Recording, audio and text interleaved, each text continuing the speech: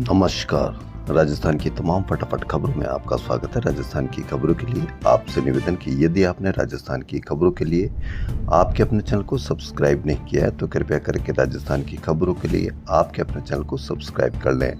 आप सब्सक्राइब करते हैं तो हमें हिम्मत होती है सही और सच्ची खबरें आप तक पहुंचाने की, वरना मीडिया में किस तरह की खबरें आपको पेश की जा रही है यह आप भली भांति जानते हैं। ओडिशा में यात्रा हुई, जगन्नाथ यात्रा हुई, लेकिन आपको कहीं बड़ी खबर या कवरेज के साथ आपको नहीं दिखाई जा रही। वहीं कर्नाटक में जब एक पदयात्रा जिसमें आईपीएल टीम ने जीती हुई थी, उनका जश्न की यात्रा थी, उसमें किस तरह से हादसे के शिकार हुए उसकी कवरेज और जगन्नाथ यात्रा की कवरेज में आप अंतर समझ सकते हैं। इसी अंतर को समझें क्योंकि हादसे का शिकार आम जनता होती है। जनता कहीं की भी हो, लेकिन आम जनता का पक्ष लिया जाना ही सबसे उचित है।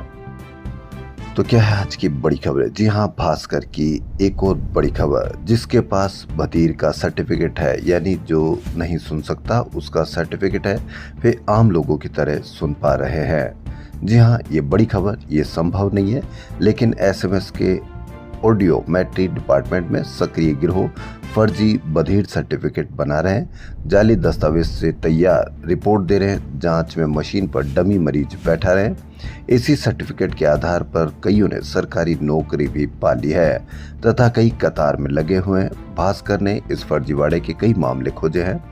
ज्यादातर फर्जी मामले सवाई माधोपुर, भरतपुर और धौलपुर के हैं। दरअसल दिव्यांग कोटे से भर्ती होने वाले 44 ऐसे कर्मचारियों को एसओजी ने संदेह के घेरे में लिया। अब इनकी मेडिकल बोर्ड से जांच होगी।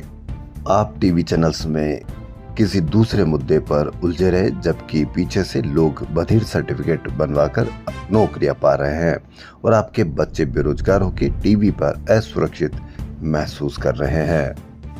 वहीं डॉक्टरों के फर्जी साइन से जारी फर्जी सर्टिफिकेट पर भी सिस्टम आंखें मूंद कर मौन बैठा है। ईएनटी विभाग के हेड पवन सिंघल ने बताया कि गिरोह बड़े स्तर पर सक्रिय है। 2 साल से कई मामले आ चुके हैं। अधीक्षक को लिखित में सूचना दी गई पर कुछ नहीं हुआ। फर्जी सर्टिफिकेट जिन डॉक्टरों के नाम पर बने हैं वह भी यही कह रहे हैं, यानी फर्जी सर्टिफिकेट से नौकरियां पा गए लोग। जी हाँ, नकली पनीर, नकली मावा, नकली घी, अब सर्टिफिकेट भी नकली, और उसके आधार पर यह सर्टिफिकेट के आधार पर नौकरियां भी पा ली गई है। सरकार वरिष्ठ नागरिक तीर्थ यात्रा योजना के तहत बुजुर्गों को एक और तोहफा देने जा रही है। बुजुर्ग नागरिक अब देश में तीर्थ स्थलों की यात्रा हवाई जहाज से भी कर सकेंगे। हालांकि सरकार ने काठमांडू की यात्रा को होल्ड कर दिया। सरकार का कहना है कि बड़े बुजुर्ग जो एक ही स्थान पर जाना चाहते हैं तो उन्हें हवाई जहाज से तीर्थ यात्रा करने का मौका मिल सकेगा। इस बार 6000 हवाई जहाज से यात्रा कर सकेंगे। काठमांडू स्थित पशुपतिनाथ मंदिर की तीर्थ यात्रा को होल्ड पर रखा गया है। नेपाल की यात्रा पर प्रति यात्री 38,000 का खर्च आता है। वहीं एसी ट्रेन से प्रति यात्री 18 से 28,000 रुपए तक लगते हैं। यदि देशी तीर्थ स्थलों की यात्रा करवाई जाए तो लागत घटेगी। इससे बुजुर्गों को हवाई जहाज से यात्रा कराना आसान होगा। आईपीएस अशोक राठौड़ और मालिनी अग्रवाल को सरकार ने डीजी पद पर पदोन्नत कर दिया है। साल 1994 में बैच के सभी आईपीएस अब डीजी बन चुके हैं। राजस्थान पुलिस में अब डीजी के 6 पद पूरे हो गए। गौरतलब है कि जून में डीजीपी यूआर साहू को आरपीएससी का चेयरमैन बना दिया गया था। 30 जून को ACB DG doctor Ravi Prakash Mehra आज रिटायर्ड हो जाएंगे। गौरतलब है कि राजस्थान में पहली बार पति पत्नी संजय अग्रवाल और मालिनी अग्रवाल डीजी रैंक में है। मालिनी डीजी रैंक तक पहुंचने वाली दूसरी महिला अफसर है। कार्यवाहक डीजीपी डॉक्टर रवि प्रकाश मेहरा आज सेवानिवृत्त होंगे, लेकिन अभी तक नए डीजीपी की घोषणा नहीं हुई है। हालांकि नए डीजीपी के लिए यूपीएससी में पैनल ने राजीव शर्मा, राजेश निर्वाण व संजय अग्रवाल का नाम शॉर्टलिस्ट किया है। रेलवे आधुनिक पीआरएस ला रहा है। अब रिजर्वेशन चार्ट 8 घंटे पहले तैयार होगा। अभी चार्ट 4 घंटे पहले बनता था। 8 घंटे हो चाहे 1 दिन पहले हो, आपको कंफर्म टिकट कैसे मिलेगा, इस पर भी आप अवश्य गौर कीजिए, क्योंकि आपको कंफर्म टिकट चाहिए, चार्ट का कोई मतलब नहीं होता है। इसीलिए आप पर इसकी चर्चा ज्यादा अवश्य जरूरी है कि कंफर्म टिकट कैसे मिले, चार्ट बनने से आपको क्या फायदा होगा, इस पर आप अवश्य विचार करें। भरतपुर के जंगी के नगला के पास रविवार सुबह चंबल प्रोजेक्ट पाइपलाइन के लिए खुदे 10 फीट गहरे गड्ढे में एक ही परिवार के 6 लोग चूल्हे के लिए मिट्टी निकाल रहे थे। इसी बीच मिट्टी धंस गई। 4 की मौके पर ही मौत हो गई, जबकि 2 की हालत गंभीर है। सभी यूपी के फतेहपुर सीकरी के निवासी हैं। परिवार चूल्हे की पुताई के लिए मिट्टी लेने गया था। चंबल योजना के तहत यहां पानी की पाइपलाइन डाली गई थी। करीब 20 लोग ट्रॉली सहित मिट्टी निकालने पहुंचे। गड्ढे में पाइपलाइन डली हुई थी, जिस कारण लोग किनारे से मिट्टी निकाल रहे थे। इसी बीच हादसा हो गया। जयपुर शहर के आराध्य गोविंद देवी जी मंदिर में महीने में 6 दिन के लिए की गई दर्शनों की नई व्यवस्था पहले दिन ही रविवार को अव्यवस्था में बदल गई। 6 फीट की रेलिंग के बीच 2 कतारों में खड़े दर्शनों को भक्त आतुर दिखे। जैसे ही दर्शन झांकी खुली तो भीड़ उमड़ पड़ी। भक्त ठाकुर जी के संपूर्ण दर्शन न कर सकने और दंडवत नहीं कर पाने का मलाल साथ लेकर गए। रविवार को मंगला से शयन तक 1 लाख से अधिक भक्त दर्शनों को पहुंचे। कतार में धक्का मुक्की के दौरान बच्चों के आंसू भी निकल गए। जयपुर एयरपोर्ट को रविवार को फिर बम से उड़ाने की धमकी मिली है। जयपुर एयरपोर्ट अथॉरिटी को धमकी भरा मेल आया है। इसके बाद स्थानीय एयरपोर्ट पुलिस, फायर ब्रिगेड, बम स्क्वाड और सिविल डिफेंस की टीम मौके पर पहुंच गई। वहां पर काफी देर तक सर्च ऑपरेशन चलाया गया, लेकिन राहत की बात यह रही कि कुछ भी नहीं मिला। रविवार को आए मेल में कहा गया कि एयरपोर्ट बिल्डिंग के अंदर विस्फोटक रखा गया, जल्दी धमाका होगा अगर बिल्डिंग खाली नहीं कराई गई तो। रविवार को एयर इंडिया एक्सप्रेस का विमान उड़ान भरने के बाद वापस लौट आया। बेंगलुरु से कोच्चि जा रही फ्लाइट IX2415 में तकनीकी खराबी का है। फ्लाइट ने बेंगलुरु से कोच्चि जाने के लिए रवाना हुई, लेकिन उड़ान भरने के 15 मिनट बाद पायलट को तकनीकी खराबी का पता चला। आप इससे अंदाजा लगा लीजिए कि यदि हादसा नहीं होता तो हमको प्रतिदिन इतनी खबरें जो सुनने को मिल रही है, देखने को मिल रही है, ये खबर शायद देखने को नहीं मिलती। और इन्हीं तकनीकी खराबियों के साथ ये फ्लाइटें रोज उड़ती रहती। अब इससे आप अंदाजा लगा लीजिए कि आपको मीडिया में जिनका डर दिखाया जा रहा है वह असली डर है या आप जो, क्योंकि फ्लाइट में जाने वाले गरीब कम होते हैं, चप्पल वाले कम होते हैं, अमीर आदमी फ्लाइटों में घूम रहे हैं, उनकी भी जान कितनी खतरे में है। असली डर आपको यह है, न कि मीडिया में दिखाया जाने वाला डर। जयपुर में हेरिटेज निगम अधिकारियों की ओर से चांदी की टकसाल यानी जयपुर में भरने वाले बारिश के पानी की निकासी के लिए की गई प्लानिंग पहले ही मानसून की बारिश में फेल साबित हो गई है। अधिकारियों ने बारिश के पानी निकासी के लिए चांदी की टकसाल से कंवर नगर स्थित रतन बिहारी जी मंदिर तक 2 करोड़ रुपए की लागत से 6 महीने पहले ही ड्रेनेज सिस्टम का काम किया है, लेकिन ड्रेनेज सिस्टम बनाने के बाद भी लोगों और दुकानदारों को फायदा नहीं हुआ। यहाँ सड़क पर पहले की तरह ही 3-3 फीट तक बारिश का पानी भर रहा है और इसमें से भी लोगों को गुजरना पड़ रहा है।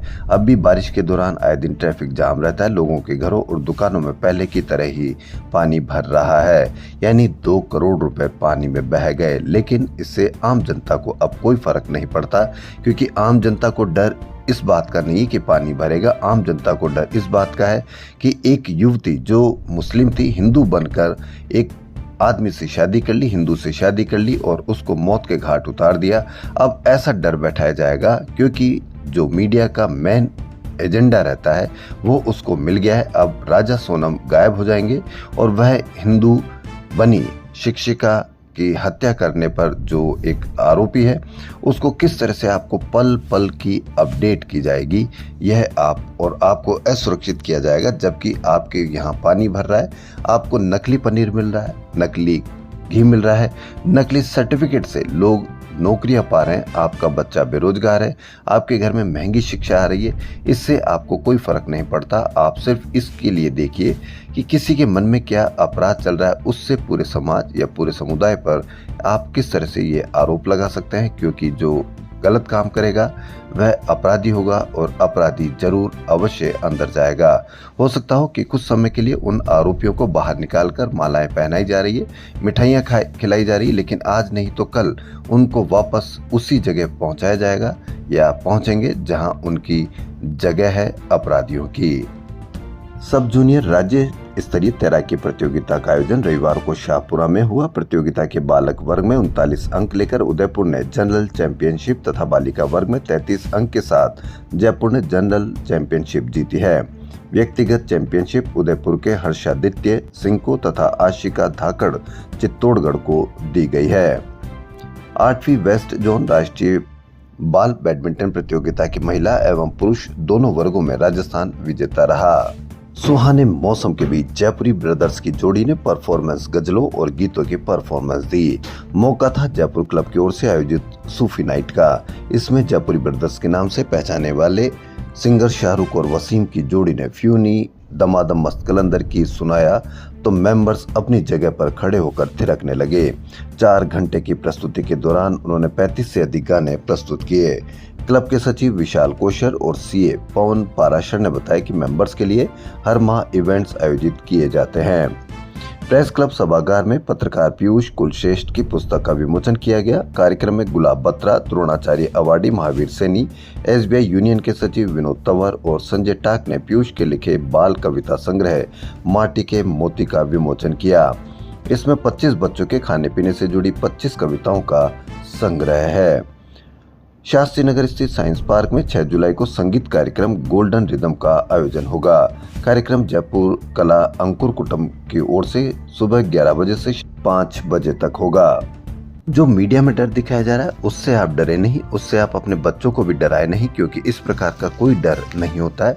जैसे ही आप टीवी बंद करेंगे, आप बाहर आएंगे तो आपको लगेगा कि ऐसा किसी प्रकार का कोई डर नहीं है, क्योंकि आप जितने भी साल के हैं, आप अपने साल के, आप अपने जीवन के उन समय को देखिए कि क्या आपको जिनका मीडिया में डर दिखाया गया, क्या आपका उनसे वास्ता पड़ा, या क्या आपको आए दिन उनसे डर के नाम पर आपको कोई हादसे का शिकार या आप हादसे के किसी काम में फंसे या उनकी तरफ से किसी प्रकार का हादसा किया गया।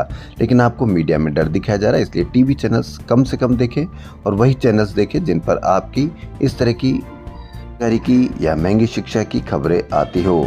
तो एक और बड़ी खबर, जी हाँ, बारिश का दौर है, नदी नाले उफान पर हैं। आप अपने बच्चों को संभाल कर रखें, क्योंकि पिकनिक मनाने बीसलपुर गया युवक डूबा। 19 दिन में 3 हादसों में 10 की मौत हो गई, सभी जयपुर के। जी हाँ, 10 की मौत होने पर भी कहीं पर भी इसकी कोई चर्चा नहीं है। आपको चर्चा इस बात की अधिक होगी कि किस तरह से मुस्लिम युवती ने हिंदू युवक बनकर किसी शिक्षक की जान ले ली। पूरे दिन भर आप इसी की खबरें देखेंगे, क्योंकि इससे मीडिया का एजेंडा तय होता है, आपके मन में डर बैठाया जाता है। निगरानी और सुरक्षा की लचर व्यवस्था के कारण रविवार को बीसलपुर बांध में जयपुर निवासी एक और युवक की डूबने से मौत हो गई।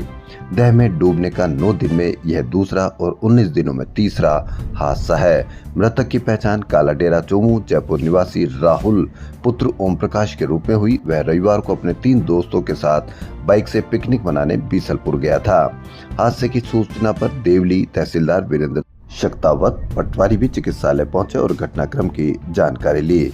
मृतक के दोस्तों ने बताया कि राहुल और मैं, रवि व विजय रविवार सुबह 2 बाइक पर सवार होकर बीसलपुर बांध पर पिकनिक करने के लिए रवाना हुए थे। राहुल पहली बार ही बीसलपुर आया था। मृतक राहुल इकलौता पुत्र था और अभी 3 महीने पहले ही उसकी शादी हुई है। वर्तमान में उसकी पत्नी गर्भवती भी है। यह कितना बड़ा पहाड़ टूटा है उसके परिवार पर, लेकिन उस परिवार पर पहाड़ टूटने की कहीं कोई आपको खबर नहीं दिखाई जाएगी। इसलिए आप अपने बच्चों को संभालें। असली हादसों में भी आपके बच्चे शिकार होंगे, और यदि मीडिया के द्वारा जो डर दिखाया जा रहा है उनके जरिए कोई हादसा होता है तो उसमें भी आम जनता के बच्चे हादसे का शिकार होंगे। इसलिए आप अपने बच्चों को बचाइए। चिकित्सा एवं स्वास्थ्य विभाग ने ऑपरेशन सिंदूर के नाम पर सीमावर्ती जिलों में आपदा प्रबंधन के तहत डॉक्टर, नर्सेज, एएनएम, खाद्य सुरक्षा अधिकारी, सहायक औषधि नियंत्रक, drug controller officer, CHO, pharmacist को लगाया था। ऐसा माना जा रहा है कि सरकार ने आपदा में अवसर ढूंढा है। सीमावर्ती जिले बीकानेर, श्री गंगानगर, जैसलमेर व बाड़मेर में युद्ध के दौरान सेवाएं देने के लिए लगाया था। हैरानी की बात यह है कि सामान्य हालत होने के 47 दिन बाद भी इनको वापस मूल स्थान पर नहीं भेजा जा रहा है। एक तरफ प्रदेश में चिकित्सा विभाग पहले से ही डॉक्टरों की कमी से जूझ रहा है और कोरोना दस्तक दे रहा है। खाद्य पदार्थों में मिलावट रोकने के लिए शुद्ध आहार मिलावट पर वार अभियान प्रभावित हो रहा है। वहीं हालात सामान्य होने पर स्वायत्त शासन विभाग, अग्निशमन, मेडिकल शिक्षा एवं राजमेश के डॉक्टर, परिवहन निरीक्षक, जल संसाधन, जीएडी, जन स्वास्थ्य एवं अभियांत्रिक विभाग के स्टाफ को मूल स्थान पर भेजा जा चुका है, जबकि चिकित्सा एवं स्वास्थ्य विभाग के doctor, nurses, ANM, pharmacist, FSO, DSO, ADC व सीएचओ के मूल स्थान पर नहीं भेजने पर न केवल राज्य सरकार बल्कि चिकित्सा विभाग के उच्च स्तर के अधिकारियों की मंशा पर सवाल उठने लगे हैं। राजस्थान यूनिवर्सिटी के स्नातकोत्तर प्रवेश परीक्षा के द्वितीय चरण के ऑनलाइन फॉर्म की तिथि बढ़ाई गई है। संयोजक रामोतार शर्मा ने बताया कि द्वितीय चरण के आवेदन पत्र की अंतिम तिथि 29 जून 2025 थी, जिसे बढ़ाकर 4 जुलाई कर दिया गया है। विद्यार्थी आवेदन पत्र की हार्ड कॉपी संबंधित विभाग केंद्रों में 5 जुलाई तक जमा करवा सकते हैं। इंटरनेशनल वेडिंग एवं टूरिज्म कॉन्क्लेव का आयोजन 6 व 7 जुलाई को होटल क्लार्क्स आमेर में होगा। इसमें देश विदेश के 300 से ज्यादा वेडिंग प्लानर्स और इवेंट इंडस्ट्रीज से जुड़े लोग भाग लेंगे। कॉन्क्लेव की theme sustainable wedding at destination Rajasthan रखी गई है। इसमें राजस्थान को डेस्टिनेशन वेडिंग स्पॉट के तौर पर प्रमोट किया जाएगा। साथ ही वेडिंग में कैसे फूड वेस्टेज को रोका जाए, low energy consumption, no plastic, zero carbon footprint पर चर्चा भी की जाएगी। बिरला ऑडिटोरियम में बस्कर्स डांस इंस्टीट्यूट का कार्यक्रम फ्यूजन 2025 उत्सव से मनाया गया। इस कार्यक्रम में 4 से 18 साल के लगभग 400 बच्चों ने भाग लिया। आरएलपी सांसद हनुमान बेनीवाल ने कहा कि नेक्सा एवरग्रीन चिट फंड घोटाले केस में पुलिस पर 500 करोड़ रुपए की रिश्वत के आरोप की जांच होनी चाहिए। इस मामले को आगामी लोकसभा सत्र में उठाया जाएगा और निवेशकों के हितों के लिए पक्ष रखा जाएगा। इस केस में रामचंद्र मून सहित जिन किरदारों का जिक्र है, उनके वरिष्ठों तक की संपत्तियों के जांच के दायरे में लाने की जरूरत है। जनता का पैसा कैसे लौटाया जाए, इस पर भी बात होनी चाहिए। भ्रष्ट अफसरों ने घोटाला करने वाले लोगों से साठगांठ की है तो उन्हें जनता के सामने लाना होगा। इस केस में सरकार पड़ताल कराकर मुकदमा दर्ज कराना चाहिए। बिहार के विशेष गहन पुनरीक्षण कार्यक्रम राजस्थान में भी अब शुरू होगा। इसकी पुष्टि प्रदेश से जुड़े निर्वाचन आयोग ने कर दी है। हालांकि तिथि की घोषणा होनी शेष है। इसमें मतदाता बनने या राज्य के बाहर से आने वाले आवेदकों की एक श्रेणी के लिए एक अतिरिक्त घोषणा फॉर्म पेश किया जाएगा।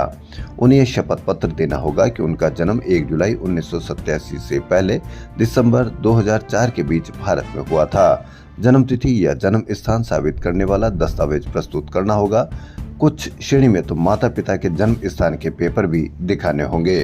तो आप अंदाजा लगा लीजिए कि खुद का जन्म स्थान तो आपको साबित करना ही होगा, माता पिता का जन्म स्थान भी आपको साबित करना होगा।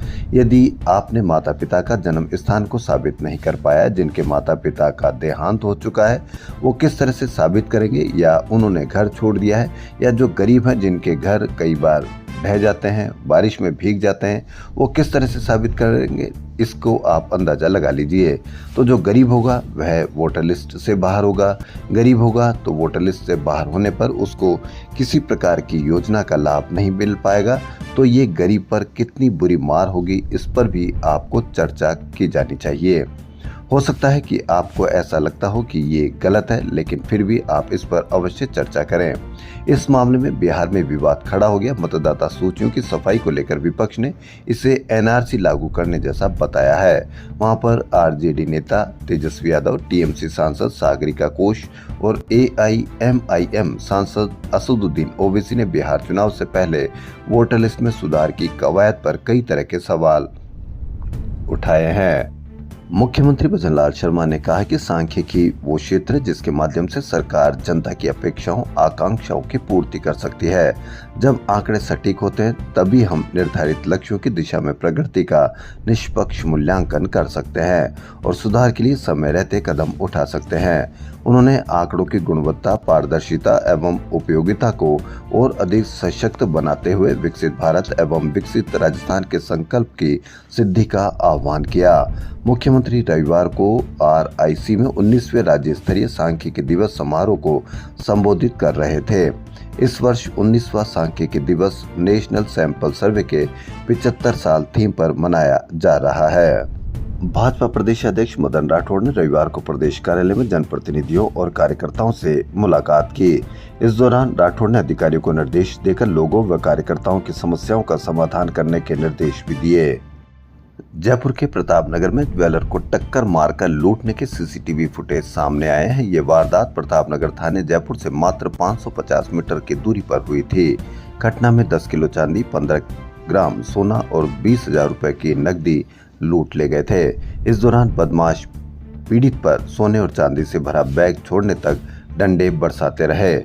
ज्वेलर के सिर में गहरी चोट लगी, इसमें 12 टाके आए हैं। पड़ताल में आया कि बदमाश दुकान बंद होने तक सेक्टर 26 में ही घूमते रहे। घटना शनिवार रात करीब 9:15 बजे की है। उस दौरान कार सवार लुटेरों ने जब ज्वेलर की बाइक को टक्कर मारी तो लोगों को लगा कि कोई सड़क हादसा हुआ है। जब लोग मदद के लिए उनके पास पहुंचे तो लुटेरे लोगों के पीछे भी डंडा लेकर भागे। भीड़ दूर हुई तो कार से फरार हो गए। जी हाँ, भीड़ दूर हो गई क्योंकि भीड़ नपुंसकों की है। भीड़ के सामने आप कुछ भी करते रहें। आए दिन ऐसी खबरें आती है कि भीड़ के सामने किसी ने लड़की को छेड़ा, भीड़ के सामने किसी का मर्डर किया, भीड़ के सामने कुछ भी कर सकते हैं। भीड़ के सामने भीड़ ने पीट कर हत्या कर दी। भीड़ नपुंसक की हो गई है। आजकल आप भीड़ के सामने कुछ भी कर लें, कहीं पर भी कोई डर नहीं है। अपराधियों दिल बिल्कुल इस तरह से हो गया है कि आप भीड़ के सामने कुछ भी कर सकते हैं। इसको कोई भी रोकेगा नहीं, कोई भी टोकेगा नहीं। RUHS में भर्ती होने वाले मरीजों के परिजनों को ठहरने के लिए अब धर्मशालाएं बनाई जाएगी। इस धर्मशाला में अस्पताल के मरीज व उनके परिजन रुक सकेंगे। अभी परिजनों को आसपास के क्षेत्र में कमरे किराए पर लेने पड़ते हैं और हर दिन के 200 से 300 रुपए तक देने पड़ रहे हैं। धर्मशाला बनवाने के लिए JDA ने शोसिंगपुरा गांव की 2 हेक्टेयर भूमि चिन्हित की है। JDA की बैठक में निर्णय भी ले लिया गया कि RUHS के मरीजों के लिए यहाँ धर्मशाला बनाई जाए। RUHS के लिए धर्मशाला बनाने से मरीज व उनके परिजनों को फायदा मिलेगा। इससे अधिक लाभ स्टेट कैंसर इंस्टीट्यूट के मरीजों को परिजनों को होगा, क्योंकि SCI में मरीज 15 से 30 दिन तक भर्ती रहते हैं। राजस्थान की राजधानी जयपुर में रविवार को मौसम सामान्य रहा। यहाँ बादलों की आवाजाही रही। दोपहर में कुछ इलाकों में हल्की बूंदाबांदी के अलावा कहीं तेज बारिश नहीं हुई।